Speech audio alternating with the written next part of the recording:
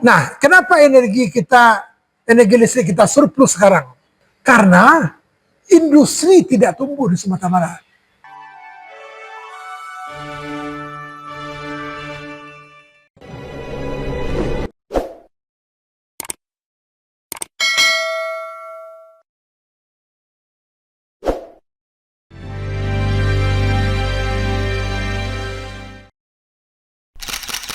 Assalamualaikum warahmatullahi wabarakatuh. Dan sana Firdaus Abi, perjalanan panjang akhirnya sampai batas. Masyarakat Kelistrikan Indonesia atau MKI Sumatera Barat menyelesaikan Rencana Umum Ketenaga Listrikan Daerah atau RUKD Provinsi Sumatera Barat dan selanjutnya diserahkan kepada Pemprov Sumbar. RUKD ini sangat penting dalam menatap masa depan bangsa, khususnya bagi Sumbar dari sektor energi kelistrikan. Sejalan dengan rencana umum RUKN, diamanatkan seluruh provinsi harus melakukan pemutakhiran dalam rentang 1 tahun sejak 2024. Dalam pemutakhiran harus taat proses dan substansi yang diarahkan Kementerian ESDM, kemudian disesuaikan dengan kebijakan Pemprov Sumatera Barat.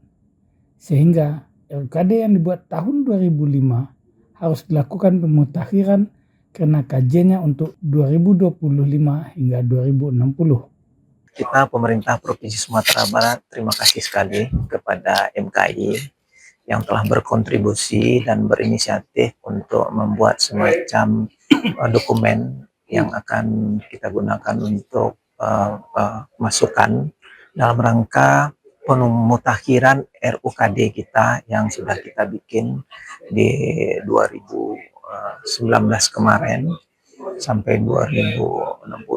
Nah, tentu ini sejalan dengan Rencana Umum Ketenagalistrikan Nasional yang baru saja di-launching di tingkat nasional, di mana di situ diamanatkan bahwa seluruh provinsi di Indonesia harus melakukan pemutakhiran RUKD mereka masing-masing dalam kurun waktu 1 tahun. Nah, tentu kita pemerintah Sumatera Barat sebagaimana juga dulu menyusun RUKD awal kita itu melibatkan stakeholder semua stakeholder di Sumatera Barat yang berkompeten untuk membantu kita menyusun RUKD awal dulu, kita libatkan kembali. Nah, alhamdulillah MKI pusat juga punya program yang sama yang sudah mereka berikan ke Provinsi Jawa Barat. Dan rencananya kalau nggak salah ada 3 provinsi di Indonesia yang akan mereka bantu. Nah, dengan itu tentu kita menyambut baik rencana mereka dan kita support bagaimana kontribusi MKI dalam memberikan masukan dalam rangka penyusunan pemutakhiran RUKD ini. Nah, tentu di dalam pemutakhiran ini kita harus taat kepada prosedur dan substansi yang memang sudah diarahkan oleh Kementerian ESDM.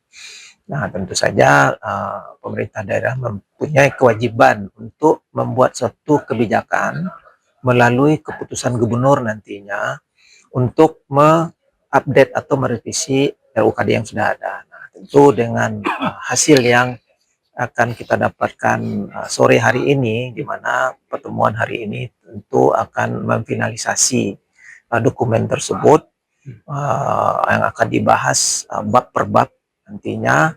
Mudah-mudahan finalisasi ini bisa hari ini selesai dan nanti kita akan terima dokumen ini sebagai masukan atau sebagai suatu langkah naskah akademik awal yang akan kita gunakan nanti untuk menyusun pemutakhiran RUKD ini yang nanti akan kita konsultasikan ke Dirjen Ketenagalistrikan Kementerian SDM untuk memastikan bahwa dokumen ini tentu dengan berbagai masukan juga dari stakeholder lainnya yang akan kami adakan semacam FGD nantinya, sehingga dokumen itu bisa diterima dan disetujui oleh Dirjen Ketenagalistrikan untuk kami SK-kan berdasarkan SK Gubernur. Seperti dikatakan Heri Martunus, bagaimana energi listrik memberikan kontribusi dalam program energi hijau yang bisa didapatkan dari angkasa, perut bumi, dan permukaan. Heri Martunus juga menyebutkan tantangan terbesar adalah memanfaatkan potensi secara maksimal. Saat ini, ketersediaan listrik sudah melebihi kebutuhan, mencapai 20% lebih dari beban puncak. Tugas ini, bagaimana ketersediaan tersebut dimanfaatkan secara positif untuk usaha, meningkatkan ekonomi yang berkeadilan dan berkelanjutan, sehingga produk yang dihasilkan menggunakan energi hijau, sejalan dengan program transisi energi nasional. Nah, sebagaimana kita ketahui, RUKN itu lebih menekankan kepada bagaimana energi listrik itu harus memberikan kontribusi dalam program energi hijau ke depan. Nah, kita ketahui Sumatera Barat itu punya potensi energi baru terbarukan yang luar biasa. Banyak, cukup banyak. Kita punya mulai dari angkasa, permukaan, dan perbumi kita punya semua. Dan secara persentase kita sudah memanfaatkan sebanyak hampir 30% energi mix kita berasal dari energi baru terbarukan. Nah, sebagai bandingan secara nasional kan baru 14%. Ya, kita sudah 30% menggunakan itu. Nah, ini sejalan dengan RUKN yang sudah disusun kemarin, bahwa penekanannya adalah kepada energi bersih yang berkelanjutan. Nah, tagline ini tentu sejalan dengan kondisi yang kita miliki. Nah, namun tantangan kita di Sumatera Barat ini adalah bagaimana memanfaatkan potensi tadi secara maksimal, dan ini sudah terwujud dalam penyediaan tenaga listrik oleh PLN yang sudah melebihi dari kebutuhan kita. Kalau nggak salah, reserve marginnya sudah mencapai 21%. Lebih dari beban puncak. Ketua MKI Sumatera Barat, Insanul Kamil, menyebutkan Rencana Umum Ketenaga Listrikan Nasional disahkan tahun 2024. Rencana itu mengadaptasi perubahan isu global dan komitmen emisi nol karbon yang merupakan konsensus dunia. RUKD harus mengadopsi muatan yang menjadi substansi dokumen RUKN, sehingga harus dilakukan pemutakhiran untuk tahun 2025 hingga 2060. Penyusunan RUKD, Rencana Umum Ketenaga Listrikan Daerah Provinsi Sumatera Barat, itu kan memang dilakukan karena ada Rencana Umum Ketenaga Listrikan Nasional yang baru disahkan di tahun 2024. Rencana Umum Ketenaga Listrikan Nasional itu sudah mengadaptasi tentang isu-isu berkaitan dengan perubahan iklim global, terus juga komitmen emisi nol karbon yang kita kenal dengan net zero emission, yang merupakan konsensus daripada seluruh negara di dunia. Nah, Rencana Umum Ketenaga Daerah harus mengadopsi muatan-muatan yang menjadi substansial dari dokumen Rencana Umum Ketenaga Listrikan Nasional. Nah, itulah sebabnya dilakukan pemutakhiran terhadap Rencana Umum Ketenaga Listrikan Daerah. Yang umurnya sudah 20 tahun RUKD Sumatera Barat itu. Dulu pada tahun 2005 dibuat RUKD Provinsi Sumatera Barat. Nah, dalam jangka panjang memang RUKD itu memang disusun. Nah, 2025-2060 ini disusun RUKD yang sudah mengadop daripada Rencana Umum Ketenaga Listrikan Nasional. Itu Pak Firdaus. Hal baru yang menjadi isu global dalam RUKD tersebut mencakup keterbatasan energi fosil yang dimiliki saat ini. Selain itu, penggunaan energi fosil juga dibatasi karena energi fosil memberikan kontribusi signifikan terhadap emisi karbon yang membuat situasi lebih berbahaya. Dunia juga membatasi suhu bumi tidak meningkat lebih dari 1,5 derajat. Kalau terjadi, maka malapetaka dunia berupa kebanjiran, malapetaka kemanusiaan, krisis kesehatan, dan krisis pangan akan terjadi. Hal baru yang menjadi isu-isu global pada saat ini. Nah, ya pertanyaan Pak Firdaus, apa itu hal baru? Satu, yaitu keterbatasan energi fosil. Nah, ini panjang. Kalau kita rangkai, kenapa energi fosil memang didorong untuk mulai dibatasi? Satu, memang cadangan energi fosil itu terbatas. Pada saatnya akan habis tentunya. Nah, yang kedua, faktanya energi fosil memberi kontribusi signifikan terhadap emisi karbon. Nah ini lebih berbahaya lagi.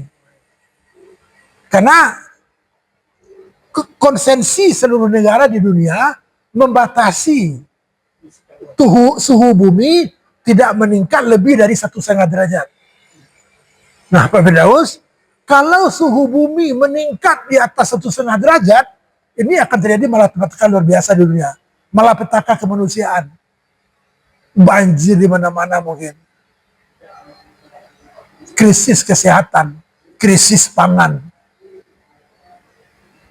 Akibat dari suhu bumi yang akan lebih dari 1,5 derajat. Nah dunia sepakat membatasi suhu bumi itu tidak akan lebih dari 2 derajat. Wakil Ketua Umum Kadin ini mengatakan, emisi karbon berkontribusi dari sektor energi fosil. Makanya didorong energi terbarukan berbasis hidro, berbasis air, geotermal, didorong untuk mengurangi energi berbasis fosil. Nah itu juga, sumber energi fosil memberikan kontribusi besar terhadap terjadinya pemanasan global. Satu, emisi karbon. Kan yang menyebabkan bumi makin panas itu emisi karbon. Nah emisi karbon ini berkontribusi juga sektor energi fosil yang memberikan kontribusi signifikan terhadap terjadinya emisi karbon. Nah kenapa ini dilakukan revisi atau pemutakhiran? Memang ke depan itu didorong pengguna energi terbarukan yang tidak berbasis fosil. Nah Sumatera Barat kan sangat kaya dengan itu. Sumatera Barat sangat kaya dengan energi terbarukan berbasis hidro.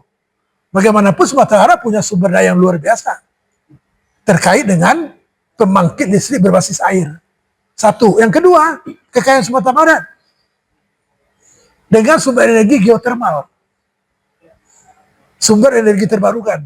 Sumatera Barat juga kaya dengan sumber-sumber energi terbarukan dengan cadangan geotermal yang luar biasa.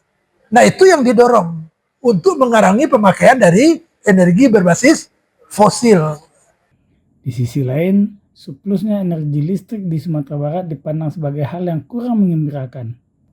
Mengapa? Karena ekonomi tidak meningkat secara signifikan. Energi surplus karena industri tidak tumbuh. Daya serap ketenaga listrikan terbesar justru datang dari industri.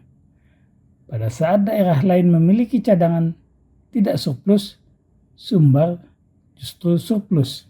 Ekonomi memang bergerak, tapi masih dari konsumtif. Basis industrialisasi tidak bergerak. Ini karena tidak diintervensi oleh industri. Penyerapan energi listrik karena kebutuhan industri meningkat. Perlu didorong pertumbuhan energi. Perlu didukung agar usaha kecil menjadi menengah, menengah jadi besar, dan besar bersaing di luar. Sumbar saat ini hanya punya satu industri besar. Industri menengahnya lumayan. Industri kecilnya banyak sekali. Maka langkah terbaiknya industri kecil dijadikan industri menengah, menengah menjadi besar, dan besar berkompetisi di luar. Kalau soal ketersediaan, Pak Firdaus, Sumatera Barat itu berada pada posisi surplus energi listrik. Itu kan sekarang. Sekarang, ya, ke depan juga akan surplus. Nah persoalan kita, ini kenapa surplus, Pak Firdaus? Ekonomi nggak tumbuh, Pak. Ekonomi berada pada tingkat pertumbuhan yang tidak meningkat signifikan. Nah, Pak Firdaus. Nah, kenapa energi listrik kita surplus sekarang? Karena industri tidak tumbuh di Sumatera Barat. Daya serap sektor ketenaga listrikan itu salah satunya yang terbesar itu adalah sektor industri. Industri tidak tumbuh. Nah, yang menjadi PR kita adalah pada saat daerah lain memiliki cadangan yang tidak surplus dengan harga tenaga listrikan, kita pada posisi surplus dalam sektor energi listrik. Berarti kalaupun energi listriknya surplus, dengan ekonomi tidak bergerak juga tidak punya nilai banyak. Ekonominya bergerak, tapi didominasi oleh ekonomi yang bersifat konsumtif. Ekonomi tidak bergerak dengan basis industrialisasi. Industrialisasinya. Ekonomi tumbuh dengan dominasi oleh sektor yang sifatnya konsumtif. Tapi ekonomi tidak diintervensi oleh tumbuhnya sektor industri. Penyerapan energi listrik itu memang karena kebutuhan industri yang meningkat. Nah, harusnya yang kita dorong di Sumatera Barat tumbuhnya sektor industri. Ya, kita punya industri besar satu, punya industri menengah lumayan lah, punya industri kecil banyak sekali. Saat ini, kata Nano, kita belum fokus menaikkan kelas menengahnya. Terlalu bangga, ekonomi kecilnya banyak. Tetapi kontribusinya terhadap pertumbuhan ekonomi tidak signifikan. Begitu naik kelas, pasti energi listriknya besar. Persoalan hari ini mendorong pertumbuhan ekonomi dari sektor industri besar yang tumbuh pesat, baik baru maupun naik kelas. Itu harus menjadi tugas bersama. Kalau itu terjadi, maka diyakini bahwa energi listrik tidak akan surplus dalam 10 tahun ke depan. Sementara kalau tidak tumbuh, kemungkinan energinya akan diekspor ke luar. Kita penghasil energi terbarukan, hampir 40%. Angka itu di atas nasional. Lalu digunakan di mana? Nano bertegas harus digunakan di Sumbar. Industrialisasi kata kuncinya. Nah, bagaimana kita berpikir? Industri kecil ini naik kelas. Kecil naik kelas menjadi menengah, menengah naik kelas menjadi industri besar. Besar itu biar kompetisi di luar. Besar itu kompetisinya di luar. Nah, industri menengah yang kita menjadi besar itu tumbuh. Nah, sekarang kita belum berfokus untuk menaik kelaskan energi kecil menengah ini. Kita nggak bisa cuma berbangga dengan jumlah industri kecil menengah kita sangat banyak. Yang sangat banyak ini mau diapain? Apakah masih seperti itu juga? Pasti kontribusi atau kontribusi industri kecil menengah yang sangat banyak itu terhadap pertumbuhan ekonomi tidak signifikan. Karena mereka tidak naik kelas. Begitu mereka naik kelas, konsumsi energi listriknya meningkat, Pak Firdaus. Ya, kalau naik kelas ya. Pasti. Kalau dia UMKM punya 3 anak buah, Ya, sekarang jadi 20. sekarang jadi 20. Instalasinya nama, peralatan nama, pasti sumber energinya menjadi nama. Jadi persoalan kita, Pak Firdaus, itu bagaimana mendorong tumbuhnya ekonomi Sumatera Barat atau pertumbuhan ekonomi Sumatera Barat yang mulai didorong oleh sektor industri yang tumbuh dengan pesat. Baik itu industri baru maupun industri seperti Pak Firdaus sampaikan, yang kecil naik kelas menjadi menengah, menengah naik kelas menjadi besar, besar menjadi makin lebih besar. Itu harusnya yang menjadi tugas kita semua. Nah, kalau itu terjadi, kita nggak akan surplus energi listrik. Tidak akan surplus. Sekarang atau 2060? 10 tahun lagi nggak akan surplus kalau industrialisasinya tumbuh. Nggak nunggu 260. Kenapa Februari nunggu 260 kalau industrialisasi nggak tumbuh? Tapi kalau industri itu tidak tumbuh, Surplus terus. Akan diekspor energinya keluar. Energi akan digunakan oleh daerah-daerah yang industrinya tumbuh. Kita penghasil energi terbarukan. Hampir 40%, lebih 40% lah. Energi terbarukan kita. Sudah prestasi yang baik dalam hal kontribusi terhadap energi terbarukan. Daerah lain masih banyak yang belum mencapai angka 40%. Tapi digunakan di mana? Apakah energi ini dihasilkan di sini digunakan oleh daerah lain? Enggak boleh. Harusnya itu digunakan oleh, karena syaratnya satu, industrinya harus tumbuh. Karena yang menjadi penyerap energi terbesar itu sektor industri. Jadi industrialisasi itu kata kunci, agar memberikan efek pertumbuhan ekonomi yang signifikan. Industrialisasi, nggak ada jalan lain. surplusnya energi listrik Sumatera Barat hari ini hingga tahun 2060 diungkapkan oleh Krismadinata yang bersama timnya di MKI Sumatera Barat melakukan kajian terhadap hal tersebut. Ada 5 kelompok kajian sesuai bab kajian yang dibahas dalam RUKD tersebut.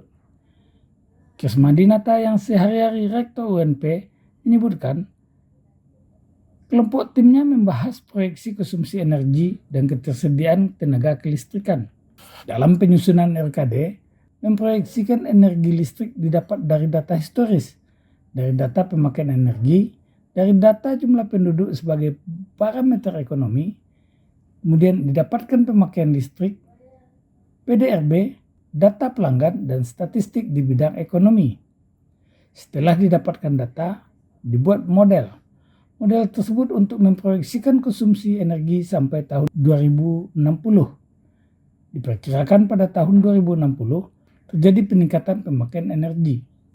Berapa penduduk, berapa konsumsi energi, berapa perkiraan daya listrik yang harus dihasilkan karena tidak bisa tiba-tiba saja. Berapa pembangkit yang dibutuhkan, apakah dari potensi yang ada bisa dimaksimalkan atau dipasok dari luar. Dalam memproyeksi konsumsi energi, itu kita dapatkan data historis dulu. Data historis yaitu berapa konsumsi pemakaian energi kita di Sumatera Barat dari semua sektor, apakah sektor publik, rumah tangga, industri, dan bisnis. Dan juga kita harus mendapatkan juga data jumlah penduduk, ya, karena ini juga berkaitan dengan parameter-parameter ekonomi. Dan juga kita juga harus dapat tarif listrik, ya, kemudian juga jumlah konsumen, kemudian juga rasio elektrifikasi, kemudian PDRB dari setiap sektor, ya, karena pertumbuhan konsumsi energi juga dipengaruhi secara ekonomis dengan data-data statistik di bidang ekonomi. Itu sebabnya PDRB dari semua sektor itu kita butuhkan dalam memproyeksi kebutuhan atau konsumsi energi. Nah, setelah kita dapatkan data-data tersebut, lalu kita buat sebuah model. Dari model tersebutlah kita akan bisa memperkirakan, memproyeksikan di mana konsumsi energi di Sumatera Barat untuk berapa tahun ke depan. Khususnya yang kita rancang ini adalah mulai tahun 2025 sampai tahun 2060. Nah, setelah kita dapat konsumsi energi ini, nah kita harus memperkirakan kalau pada tahun 2060 berapa nanti konsumsi energi.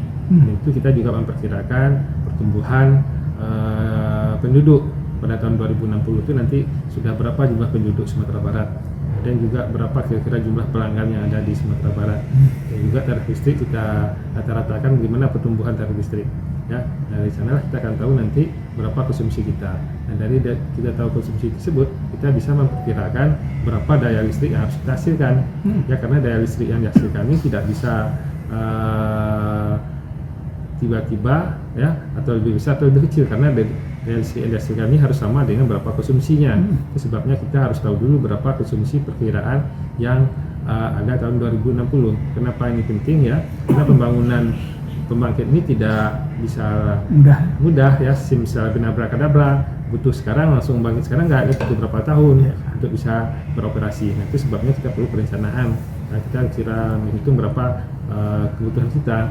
Nah, dari dapat kita berapa konsumsi, maka kita akan bisa memprediksi berapa pembangkit yang kita butuhkan. Nah, dari data pembangkit yang kita butuhkan, nanti kita akan mencek dengan potensi yang ada di Sumatera Barat sendiri, berapa potensi pembangkit listrik yang bisa kita gunakan untuk kita membangkitkan daya listrik. Nah, dari sanalah akan kita cek nanti neraca energi yang ada di Sumatera Barat. Nah, apakah dengan potensi yang ada ini bisa dikembangkan secara optimal, atau kita butuh sumber listrik dari daerah lain. Nah, itu sebabnya bab 4 ini juga penting, jadi roh dari rencana umum kelistrikan daerah. Kecenderungan pertumbuhan energi di masyarakat saat normal pertumbuhan Sumbar 4%. Penduduk Sumbar diperkirakan tahun 2060 mencapai 7 hingga 8 juta. Konsumsi energi meningkat dari sektor rumah tangga.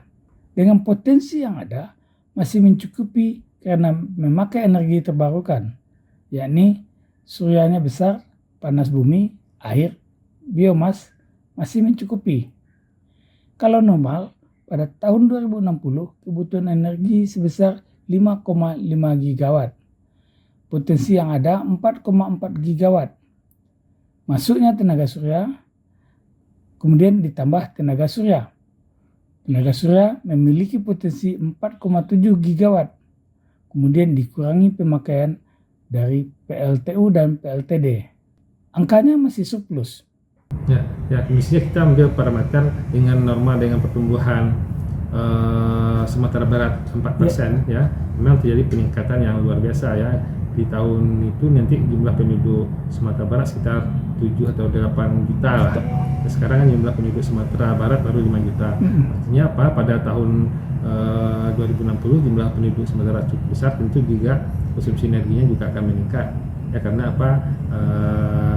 Nama manusia tentu dia membutuhkan alat-alat elektronik, alat-alat rumah tangga ya yang akan banyak mengkonsumsi energi. Jadi pada saat tersebut konsumsi energi sangat tinggi khususnya sektor rumah tangga. Ya. Kalau kecenderungan pertumbuhan energi yang sudah dilakukan saat ini dengan 2060 itu apakah memadai dengan kecenderungan pertumbuhan sekarang atau kurang nanti, Pak? Kan pertumbuhan energinya itu kan sudah sedang dibangun sekarang, Iya. sedang ditata sekarang. Iya. Nah, kemudian ketika di tahun 2060 itu dengan kecenderungan pertumbuhan energi yang kita punya sekarang mencukupi, Pak? Dengan potensi yang kita ada, kita hitung kita masih mencukupi. Masih mencukupi.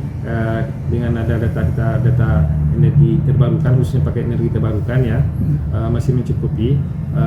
Kalau kita optimalkan seperti surya, kita potensinya cukup besar, ya. Kemudian panas bumi, air, kemudian biomas itu juga berpotensi sama kita untuk kita optimalkan. Jadi masih mencukupi yang ada di Sumatera Barat ini.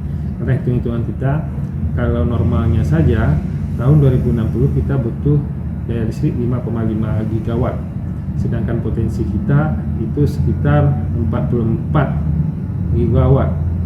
Nah, itu dengan masukan tenaga surya ya, karena dominan itu ada tenaga surya. Nah, tapi kalau saya tenaga surya kita pas ya, sekitar hitung saya ya 4,7 gigawatt.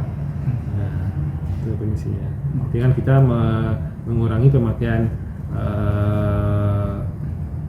PLTU, kemudian PLTD.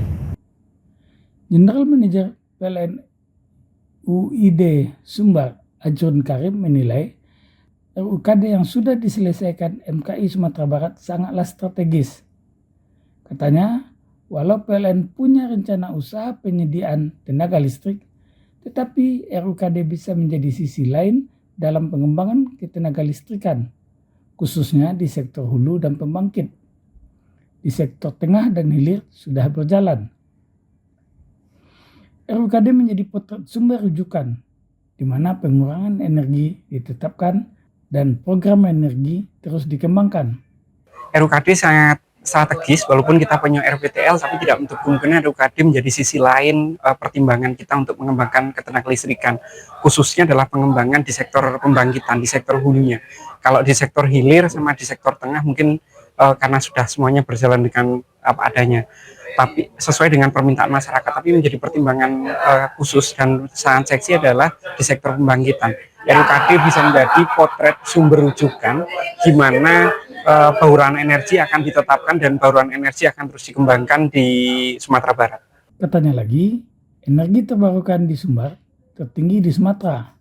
Angkanya mencapai 52%. Ada PLTA, PLTM, Mikro, Mini, PLTP, Prem. Bisa terus dikembangkan karena alamnya bagus, bukitnya hijau, airnya masih bersih. Sehingga semua PLTA, PLTM, Mikro, Mini, dan PLTP Supreme siap dikembangkan. Sumbar siap, tinggal payung regulasi yang memungkinkan untuk mengeksplor potensi dan dukungan kearifan lokal masyarakat. PLTM, Mikro, Mini, PLTP Supreme tidak butuh lahan yang luas, tapi air yang mengalir butuh tampungan, butuh pertimbangan kecukupan lahan. Kalau total sebetulnya yang ada di Sumbar itu tertinggi di Provinsi Sumatera, 52%, tertinggi di seluruh provinsi di Sumatera yang menggunakan, kita punya PLTA, kita punya PLTM, PL Mikro, Mini, dan kita punya PLTP yang Supreme. Dan itu masih terus bisa berkembang karena alamnya Sumbar masih cukup bagus, relatif tidak banyak industri, sehingga sungai-sungai jumlahnya, kondisinya airnya bersih, debitnya bagus, dan headnya juga lumayan. Artinya banyak kemungkinan bisa dibangkitkan PLTA, PLTM, Mikro, Mini, Pico yang ada di Sumatera Barat. Dan itu bisa dikatakan bahwa Sumbar siap untuk menggunakan teknologi hijau itu? Sangat siap sebetulnya. Tinggal sekarang permasalahannya payung regulasi atau kebijakan yang memungkinkan Sumbar bisa mengekspor semua potensi hijaunya. Yang kedua adalah kearifan lokal dari dukungan dari seluruh masyarakat, pemerintah, khususnya mengenai pengadaan tanah yang ada di Provinsi Sumatera Barat. Seperti kita ketahui, mikro, mini, maupun pico tidak terlalu membutuhkan banyak tempat seperti halnya PLTA yang membutuhkan bendungan. Kita bisa menggunakan tipe run of river, jadi air yang mengalir dari sungai mungkin sedikit butuh tampungan, tapi tetap membutuhkan pertimbangan dan kecukupan lokasi lahan yang ada di lapangan. Dan itu sudah terbukti ada 18 PLT mikro mini yang ada di Sumbar dan semuanya berfungsi dengan sangat baik. Ketua Bidang Pengembangan Organisasi, Pendidikan dan Pelatihan MKI Pusat, Insinyur Saiful Ibrahim, MSc, memberikan apresiasi kepada MKI Sumatera Barat yang telah melakukan sesuatu yang sangat penting bagi kehidupan di kemudian hari. MKI turut berperan memberikan masukan terhadap kebijakan kepada pemerintah.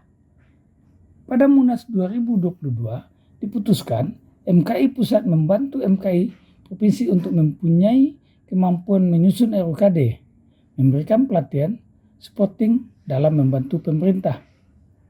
Jadi MKI sebagai organisasi stakeholder yang akan memberikan masukan kebijakan ke pemerintah pada Munas ke-9 tahun 2022 itu mengamanatkan bahwa membantu teman-teman di wilayah untuk mempunyai kemampuan dalam mendukung penyusunan RUKD.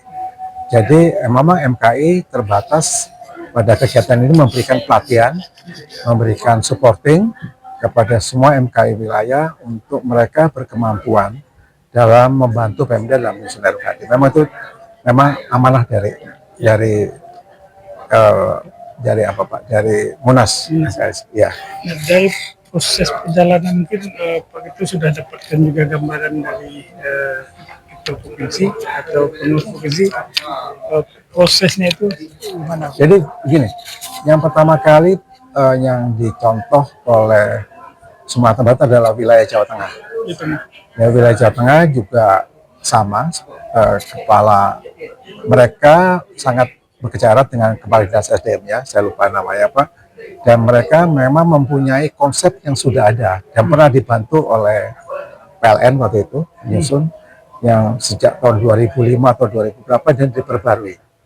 Kemudian mereka melakukan hal yang sama, jadi ini replika membentuk panitia dan dibantu oleh pusat, dilatih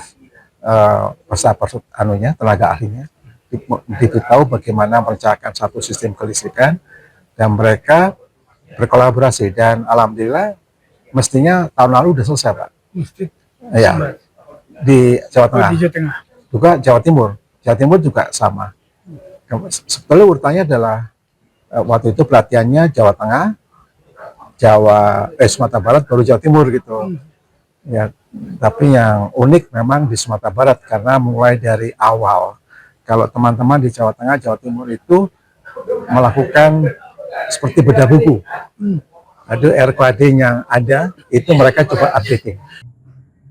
Ia menilai kerja keras kawan-kawannya di Sumbar sangatlah luar biasa. Apalagi pertemuan untuk membahas RKD hingga 22 kali. Ini sangat luar biasa. Sangat serius mereka. 22 kali, bertemu 22 kali. Itu kan luar biasa itu. Baik dalam resource maupun semangat itu kan luar biasa. Dan akhirnya alhamdulillah hari ini bisa berlangsung. Ya. Ketua Panitia yang juga Sekjen MKI Sumatera Barat, Asril Kalis mengatakan, MKI Sumbar membantu pemutakhiran RUKD Sumbar menuju era transisi energi agar terbantu pemerintah daerah untuk sumangsaran sebagai acuan memperdakan RUKD dan membentuk tim secara provinsi. MKI memberikan pemikiran karena di MKI ada para ahli di bidang kelistrikan. Setiap perencanaan tetap ada perubahan yang mendasar. Sekarang menuju 2060. Titik beratnya pemanfaatan energi yang ada di Sumbar. Primadonanya air, mentransisikan energi sebagai dasar ketenaga listrikan berbasis air, panas bumi, tenaga angin, mengoptimalkan energi baru terbarukan sebagai dasar untuk tahun 2060 bersuasembada di bidang ketenaga listrikan. Kita MKI Sumatera Barat kebetulan kami dari Kepengurusan MKI Sumatera Barat dengan ada arahnya dari Kepala Dinas SDM Sumatera Barat selaku pembina MKI dan juga GM PLN Sumatera Barat, termasuk juga dari kepengurusan MKI pusat. Jadi kita diminta berperan MKI Sumatera Barat bisa membantu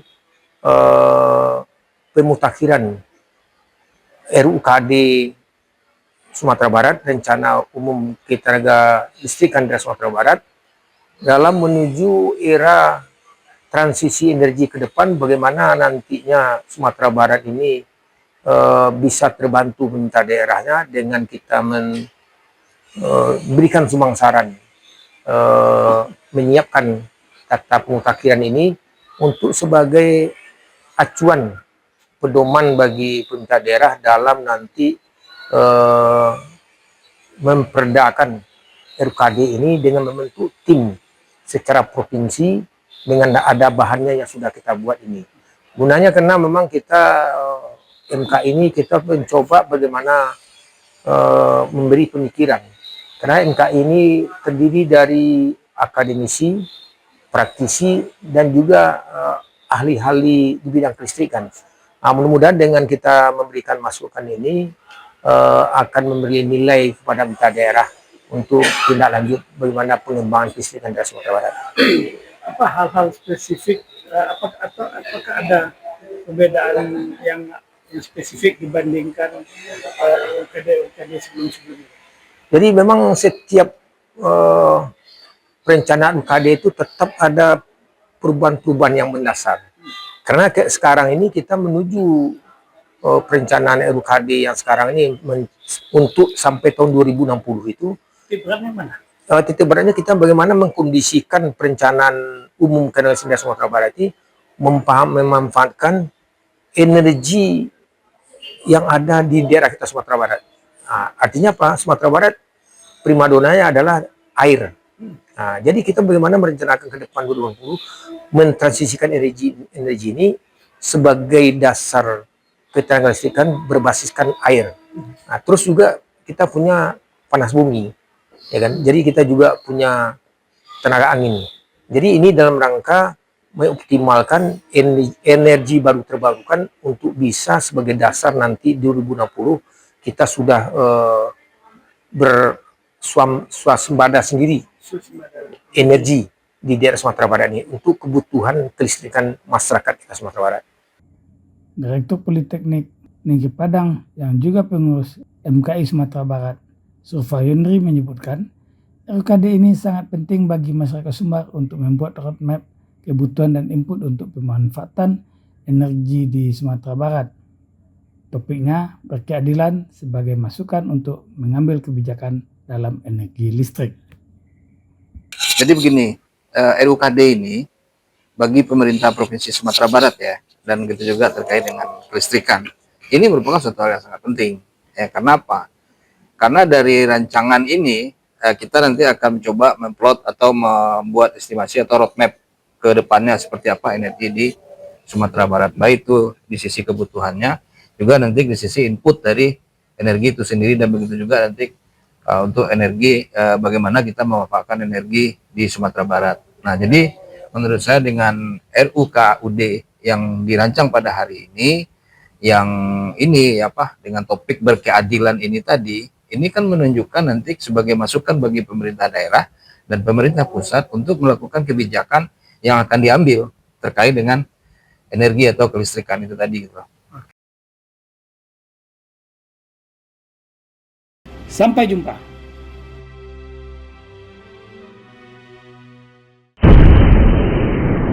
Sampai di sini dulu jumpa kita kali ini, dan tetap dukung channel ini sehingga kami bisa memberikan informasi-informasi yang inspiratif untuk kita semua.